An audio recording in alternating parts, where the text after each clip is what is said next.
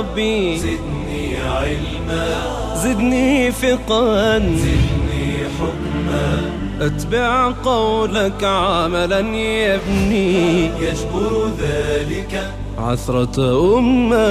قل يا ربي زدني علما.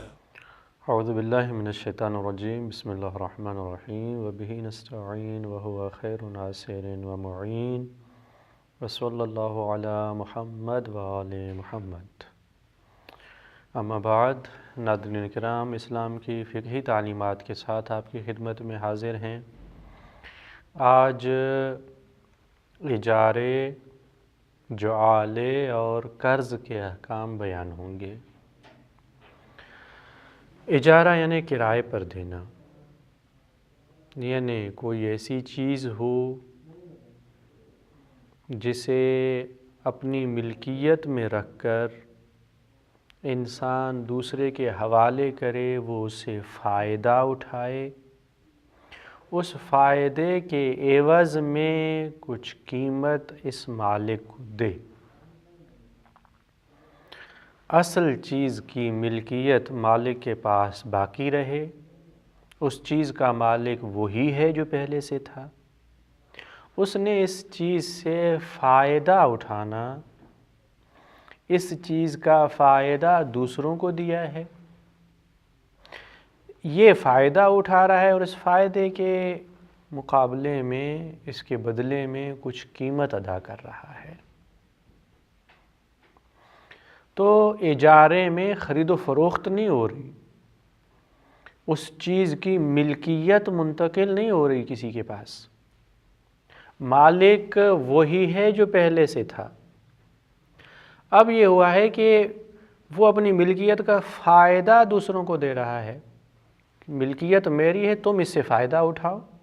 مثلا مکان ہے، تم اس میں رہو، اس سے فائدہ اٹھاؤ، اس کے مقابلے میں کرایہ دے دو. اسے اجارہ کہتے ہیں. تو اجارے میں، کرائے میں اصل ملکیت مالک کے پاس باقی رہتی ہے. کرایہ دار صرف اس چیز سے فائدہ اٹھا سکتا ہے اور اس کے مقابلے میں کرایہ دے گا.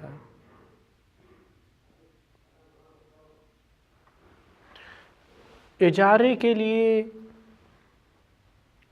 اجرت مکمل طور پہ معین کرنا لازمی نہیں ہے. یعنی اگر وہ دونوں راضی ہو جاتے ہیں، مالک راضی ہو جاتا ہے اور کہتا ہے کہ یہ چیز میں تمہیں کرائے پہ دے رہا ہوں، چابی اس کے حوالے کرے اور وہ اس سے چابی لے لے، تو یہ بھی اجارہ ہی ہے. البتہ یہ لازمی ہے کہ اس چیز کو معین کیا جائے جو کرائے پہ دی جا رہی ہے. اگر کرائے پہ دینے والا مالک یہ کہے کہ میں تمہیں اپنے گھر کا کوئی ایک کمرہ کرائے پہ دیتا ہوں، یہ صحیح نہیں ہے، کیونکہ وہ کمرہ معین نہیں ہوا کہ کون سا کمرہ ہے. لہٰذا کرائے پہ دی جانے والی چیز کو معین کرنا، مشخص کرنا لازمی ہے. لازمی ہے کہ مستاجر، کرائے پہ لینے والا، اس چیز کو دیکھے. اگر مکان کرائے پہ دیا جا رہا ہے اور وہ لے رہا ہے تو جا کے اس مکان کو دیکھے، کیونکہ مکان کی حیثیت اور مکان کی بناوٹ کے حوالے سے جس طرح کا مکان ہے، جس طرح کی تعمیر ہے، وہ اس کے مقابلے میں کرایہ دے گا، تو وہ اسے دیکھ لے.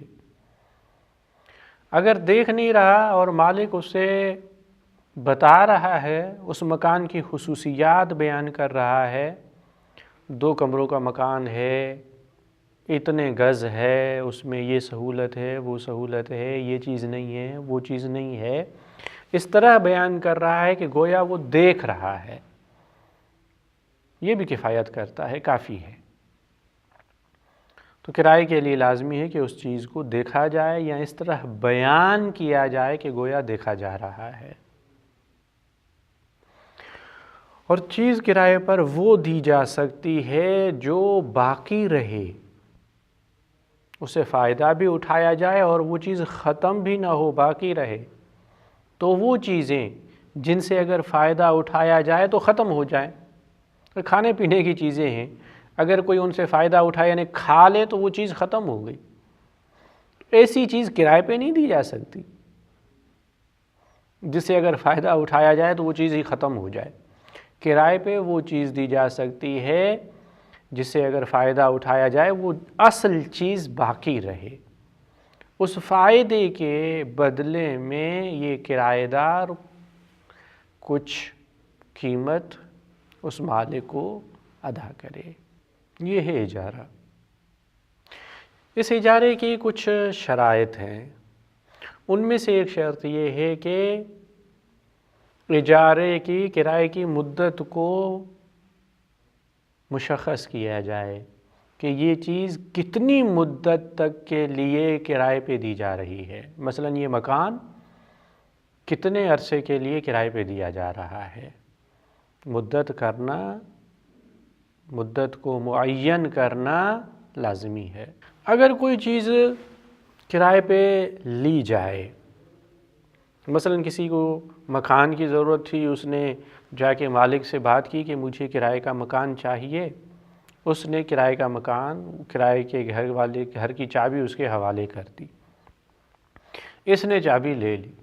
اس کے بعد چاہے وہ جا کے اس گھر میں رہے یا نہ رہے، خود فائدہ اٹھائے یا نہ اٹھائے، کرایہ اس کے ذمے پر آئے گا، کیونکہ مالک نے اپنی چیز اس کے حوالے کر دی ہے.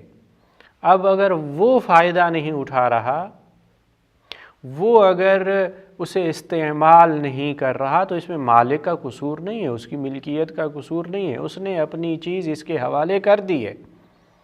اب یہ خود جا کے اسے فائدہ اٹھائے، نہیں اٹھا رہا تو اپنی مرضی سے اپنا نقصان کر رہا ہے، لیکن مالک کا کرایہ اس کے ذمے پر ہوگا. یہ جیسے ہی اس نے اجارے پر لی، کرائے پر لی، تو اسے کرایہ دینا پڑے گا، چاہے وہ خود اسے استعمال کرے یا نہ کرے. اگر کرایہ پہ دیتے وقت مالک نے یہ شرط لگائی کہ یہ چیز میں تمہیں دے رہا ہوں،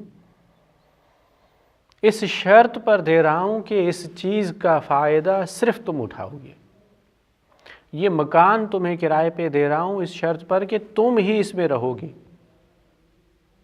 تم نے ہی اسے استعمال کرنا ہے. اس صورت میں کرایہ دار مستاجر کو یہ حق نہیں پہنچتا، اسے یہ اختیار نہیں ہے کہ وہ اس مکان کو دوسروں کے حوالے کر دے، خود نہ رہے دوسروں کو کرائے پر دے دے.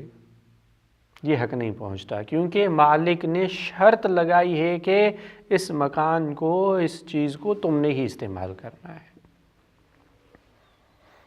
جب مالک کی طرف سے شرط لگائی جائے تو پھر اسے یہ اختیار نہیں ہے کہ وہ دوسروں کے حوالے کرے.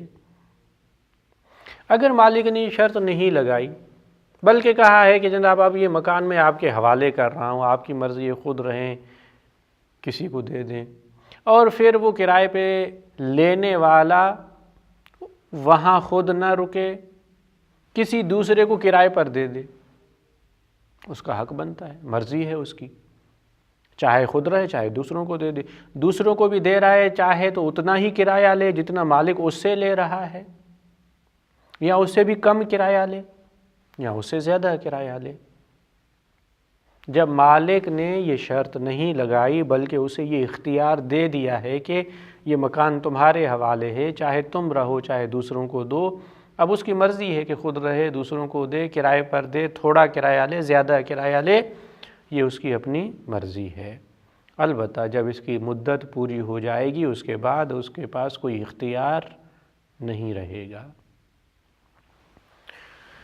کبھی یہ ہوتا ہے کہ کوئی چیز کرائے پر دی جاتی ہے، یعنی چیز کا فائدہ کسی کے حوالے کیا جاتا ہے. کبھی انسان اپنی توانائی کسی کے حوالے کرتا ہے، اپنی محنت کسی کے حوالے کرتا ہے، یعنی کسی کے لیے کام کرتا ہے. محنت کر رہا ہے، اپنی توانائی صرف کر رہا ہے، دوسرے اس کی محنت سے فائدہ لے رہے ہیں، اسے محنت کی مزدوری دے رہے ہیں، اسے تنخواہ دے رہے ہیں، اس محنت کے مقابلے میں ہے۔ یہ بھی ایک قسم کا اجارہ ہے۔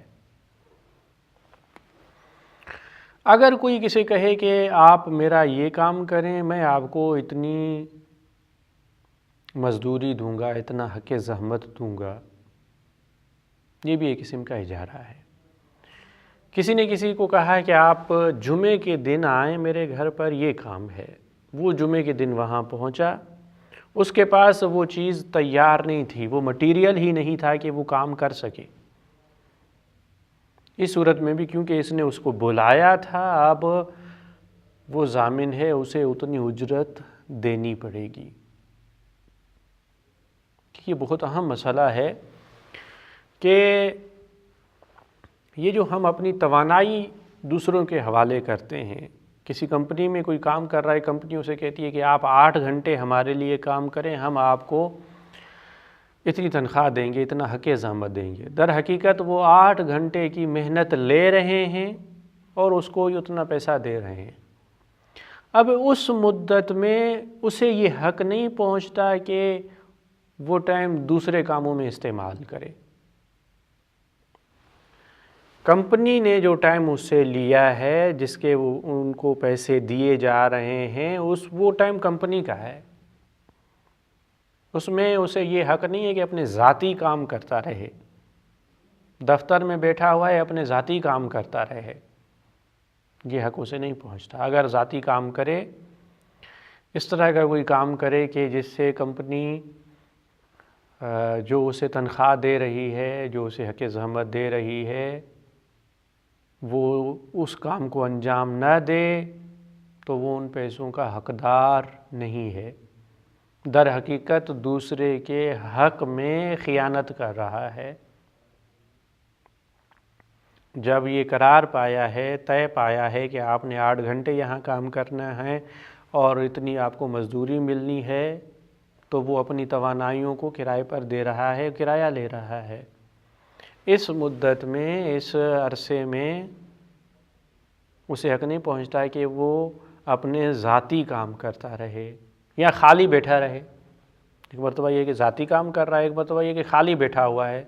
جب خالی بیٹھا ہو تو بھی اسے یہ حق نہیں پہنچتا کہ وہ اتنے پیسے لے لے جتنے اس کے کام کے لیے معین کیے گئے ہیں۔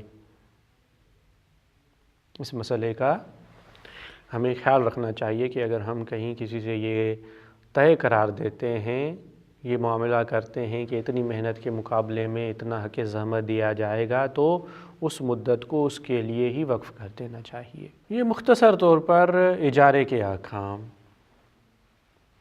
آج دوسرا موضوع جو ایک پیش کرنا ہے وہ ہے جعالہ۔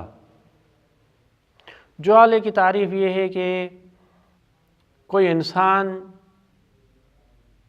یہ طے کرتا ہے کہ جو بھی میرے لیے یہ کام انجام دے گا میں اسے اتنے پیسے دوں گا، یعنی وہ اپنی طرف سے اپنے اوپر یہ لازمی قرار دیتا ہے کہ اگر کسی نے میرا یہ کام کیا، کوئی اگر میرے کام میں اپنی توانائی استعمال کرے گا تو میں اسے اتنی اجرت دوں گا،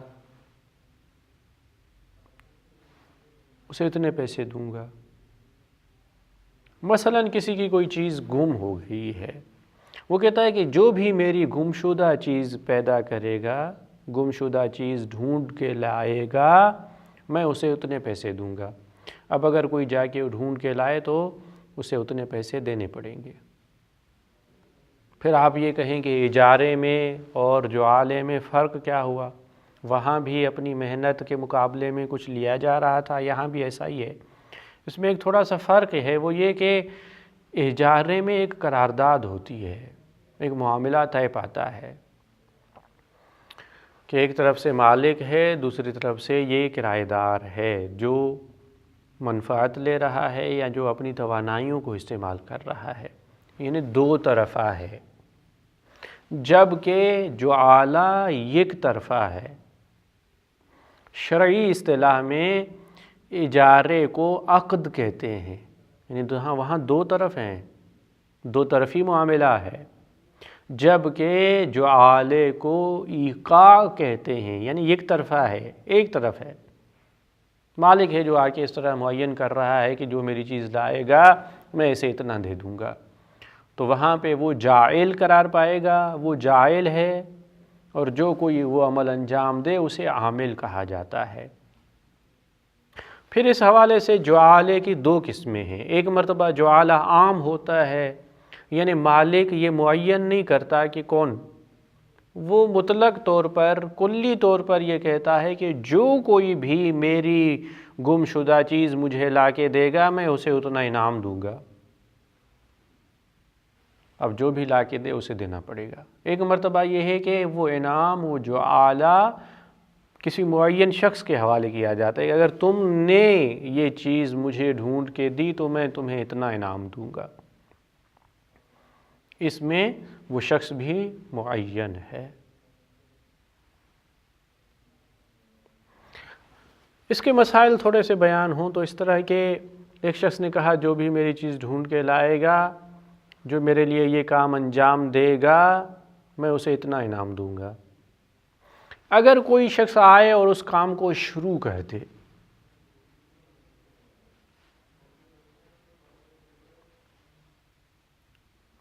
اور پھر ختم کرنا چاہے، کیا اسے حق ہے آدھے میں کام کو چھوڑ دے؟ تو ہاں، آدھے میں چھوڑ سکتا ہے۔ اگر اس نے مثلاً کسی چیز کو تلاش کرنے کے لیے کہا تھا، اس نے تلاش شروع کی، کچھ عرصہ کام کیا، مالک نے کہا کہ اب اسے چھوڑ دو، تو یہ چھوڑ سکتا ہے۔ لیکن کیونکہ مالک نے اسے کہا ہے لہٰذا مالک کو اس کی اجرت دینی پڑے گی، جو کچھ اس نے معین کیا تھا وہ اس کے حوالے کرنا پڑے گا۔ لیکن اگر یہ کام کرنے والا اپنی طرف سے چھوڑنا چاہے تو بھی چھوڑ سکتا ہے، لیکن کیونکہ یہ کام آدھے میں چھوڑ رہا ہے لہٰذا وہ کسی چیز کا حقدار نہیں ہے، مطالبہ نہیں کر سکتا۔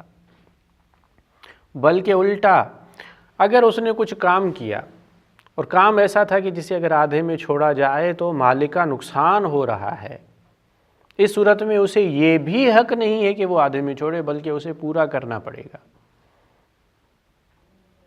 یہ جعالے کے مختصر احکام ہیں جو ہم اتنی ہی مقدار پر کفایت کرتے ہیں، اور پھر چلتے ہیں ایک اور نئی بحث کی طرف جو قرض کی بحث ہے۔ اسلام کے اندر قرض دینا ایک بہت ہی بڑا نیکی کا کام ہے۔ اسلام یہ چاہتا ہے کہ لوگوں کے مسائل حل ہوں، ان کی مشکلات حل ہوں، کسی کی پریشانی حل کرنا۔ اگر کسی کو قرض دینے سے اس کی پریشانی حل ہو سکتی ہے تو قرض دینا بہت بڑا نیکی کا کام ہے۔ بلکہ روایات میں کہا گیا ہے کہ قرض دینا صدقے سے زیادہ ثواب رکھتا ہے۔ صدقے کی آپ فضیلت جانتے ہیں کہ صدقہ جب کسی کو دیا جا رہا ہے گویا یہ پیسے اسے نہیں دیے جا رہے بلکہ اللہ تبارک و تعالی کو دیے جا رہے ہیں، اللہ سے معاملہ کیا جا رہا ہے، اللہ کے حکم پہ عمل کیا جا رہا ہے۔ صدقے دینے سے بڑھ کر ثواب ہے قرض دینے میں۔ قرض میں کوئی شخص ہے پریشانی میں مبتلا ہے، گرفتار ہے، کوئی پریشانی ہے، اسے حل نہیں کر سکتا جب تک اس کی مالی مدد نہ کی جائے۔ کسی کی مالی مدد کرنا مشکلات کے حل کے لیے یہ قرض ہے، اور اس کا ثواب صدقے سے بھی بڑھ کر ہے۔ دیکھیے، ایک مرتبہ یہ قرض دینا فضیلت ہے، نیکی کا کام ہے، لیکن اس کے مقابلے میں قرض لینا مکروہ ہے۔ یعنی کوئی جائے کہ دوسروں کے سامنے ہاتھ پھیلائے، ان سے درخواست کرے کہ آپ میری مدد کریں، یہ مکروہ ہے۔ لیکن اگر ضرورت ہو تو پھر اس کی کراہت کم ہو جاتی ہے۔ جتنی زیادہ ضرورت ہو اتنا ہی پھر اس کی کراہت میں کمی آتی جاتی ہے۔ بلکہ اگر کبھی کبھی ایسا ہوتا ہے کہ ضرورت اتنی شدید ہے کہ کوئی واجب کام آ پڑا ہے اور ہم قرض لیے بغیر اسے انجام نہیں دے سکتے تو پھر وہاں قرض لینا ضروری بن جاتا ہے۔ ایک واجب کام ہے، کسی کی جان بچانی ہے، واجب ہے جان بچانا۔ ہمارے پاس اتنے مالی وسائل نہیں ہیں کہ ہم اس کی جان بچا سکیں، قرض کے بغیر نہیں بچا سکتے، تو ہمیں یہاں پہ قرض لینا چاہیے تاکہ ہم اس کی جان کو بچا سکیں۔ تو یہاں پہ نہ صرف مکروہ نہیں ہے بلکہ لازمی ہے کہ قرض لیا جائے۔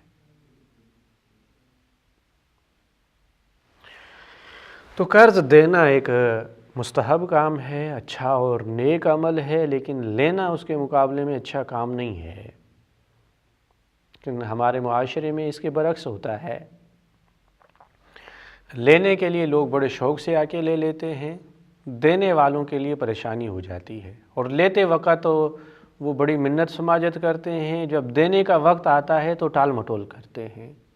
کیونکہ اسلام نے حکم یہ دیا ہے کہ قرض لو نہیں، اگر لے رہے ہو اور وہ وقت آ جائے جو دینے کا ہے تو اگر پیسے رکھتے ہوئے نہ دیں تو حرام کام کر رہے ہیں آپ۔ یہی وہ مسائل ہیں جس سے نیکی کرنے میں کمی آ جاتی ہے۔ ظاہر ہے کہ جو قرض دے رہا ہے اس کا اعتماد ختم ہو جائے، اعتبار ختم ہو جائے، اس کے سامنے کسی نے جا کے کہا کہ جناب میں پریشانی میں مبتلا ہوں، پریشانی میں مبتلا ہوں، اور وہ حقیقت میں پریشان نہ ہو، تو بعد میں اس کا اعتبار ختم ہو جاتا ہے۔ بعد میں اگر کوئی جائے کہ میں قرض لینے آیا ہوں تو وہ نہیں دے گا۔ تو اس کا جواب دہ وہی ہے جس نے یہ عمل انجام دیا ہے۔ تو اسلام یہ کہتا ہے کہ قرض لینا نہیں چاہیے، اگر لے رہے ہیں تو مدت جب معین کی جائے تو اس مدت کے اندر اندر واپس کر دینا چاہیے۔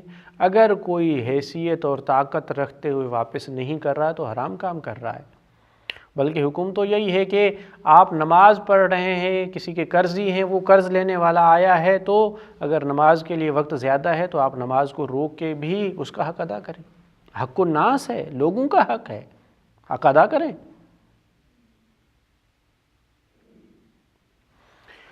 قرض کی دو قسمیں ہیں۔ ایک مرتبہ یہ ہے کہ قرض میں مدت معین کی جاتی ہے، میں آپ کو یہ پیسے دے رہا ہوں، اتنی مدت تک کے لیے ہے۔ اس میں یہ ہوتا ہے کہ اس مدت سے پہلے وہ مطالبہ نہیں کر سکتا، اور اس مدت کے بعد میں بغیر عذر کے ٹال مٹول نہیں کر سکتا۔ ایک مرتبہ آپ کے پاس ہوں تو دے دیجئے گا، یہ ہے بغیر مدت کے، یہ دونوں درست ہیں۔ لیکن مدت والے میں اتنی محدودیت ہے کہ وہ مدت آنے سے پہلے میں مطالبہ اسے نہیں کر سکتا، اور جب وہ مدت ہو جائے وہ بغیر عذر کے اسے تاخیر نہیں کر سکتا۔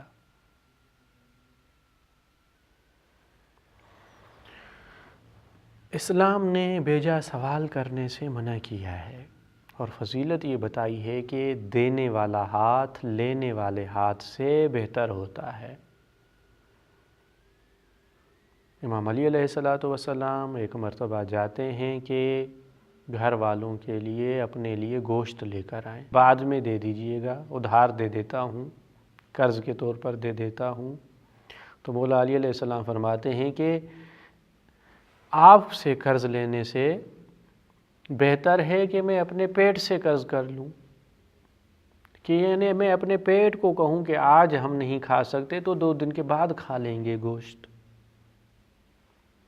تو انسان اگر اپنی ضروریات کو اس طرح حل کر سکتا ہے خود کفائی کے ساتھ، اپنی عزت نفس کو محفوظ رکھتے ہوئے، تو دوسروں کے سامنے درخواست نہ لے کر جائے۔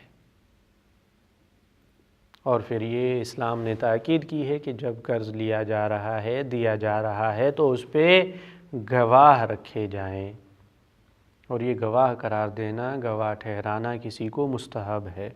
اور اس کی حکمت یہی ہے کہ بعد میں کوئی اختلاف نہ ہو۔ بہت مرتبہ ایسا ہوا ہے کہ قرض لیا گیا ہے لیکن انہوں نے کسی کو گواہ نہیں قرار دیا، بعد میں وہ انکار کر دیتے ہیں کہ میں نے تو کوئی قرضہ ہی نہیں لیا۔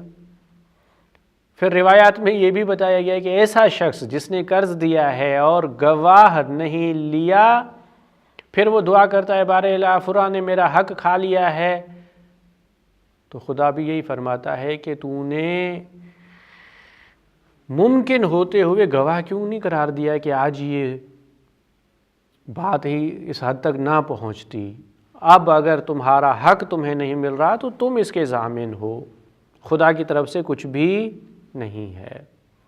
تو گواہ قرار دینا بھی ایک پسندیدہ عمل ہے قرض میں، کہ جب قرض لیا جائے تو اسے لکھا جائے اور اس پر کسی کو گواہ بنایا جائے تاکہ بعد میں اختلافات نہ ہوں۔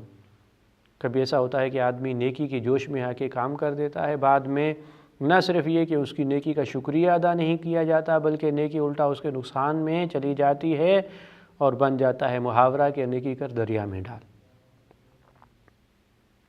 تو اسلام نے ہر ایک کو یہ ذمہ داری دی ہے کہ دوسروں کے حقوق کا خیال کرے۔ پہلے اسے مانگنا نہیں چاہیے، اگر وہ مانگ رہا ہے تو اسے دینا چاہیے، جب اس نے لے لیا ہے تو پھر اسے واپس کرنا چاہیے تاکہ یہ نیکیوں کا سلسلہ چلتا رہے۔ قرض دینا ایک عظیم سلسلہ ہے، عظیم نیکی ہے۔ جب اس نیکی کے دروازے بند ہوں، جب اعتبار ختم کیا جائے تو پھر گناہ عام ہوگا اور لوگ کسی کی مدد کرنے کے لیے تیار نہ ہوں گے، پھر حرام طریقوں سے اپنی مجبوریوں کو حل کیا جائے گا سود وغیرہ کے حوالے سے۔ تو ہمیں چاہیے کہ ہم ان حلال اور جائز اور پسندیدہ اعمال کا خیال کریں تاکہ حرام کا دروازہ بند ہی رہے۔ انشاءاللہ خداوند متعال ہمیں اسلام کے ان عظیم الشان اور بابرکت احکام پر عمل کرنے کی توفیق عطا فرمائے۔ السلام علیکم ورحمۃ اللہ وبرکاتہ۔